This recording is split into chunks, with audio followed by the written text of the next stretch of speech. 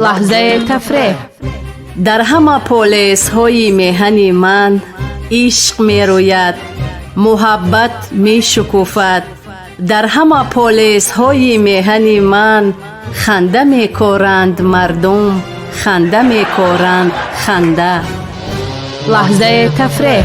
حجب و متایبه، طنز و لطفای نمکین و تند و ذوق، بخش شوخی و خوشگویی از خانه ایجاد شاعری شیرین کلام اشور سفر در لحظه تفریح از رادیوی فرهنگ با هنرمند خلقی تاجیکستان نصرالدین نوریدین.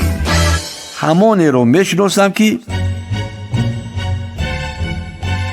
در واخوری گروهی از ادیبان که با محنتکشان نوحه دنقره میگذشت، اشور سفر برنده بود. برندگی او با مخلصان شعر و خنده پسند میافتاد.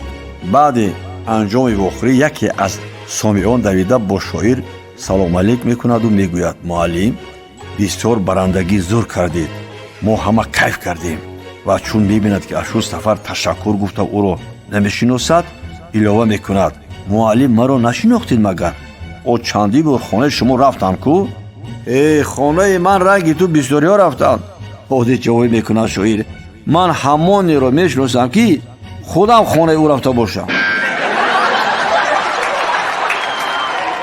لحظه تفریح.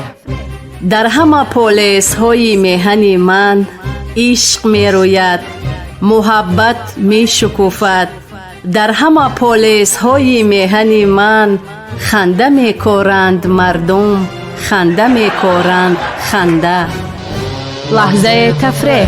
حجب و متایبه، طنز و لطفای نمکین و تند و ذوق، بخش شوخی و خوشگویی از خانه ایجاد شاعری شیرین کلام اشور سفر در لحظه تفریح از رادیوی فرهنگ با هنرمند خلقی تاجیکستان نصرالدین نوریدین.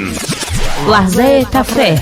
در تهیه بخش سهم گذاشتند کارگردان عبدالمومن رحمتاللهیف، محرر لطفیه قربانова.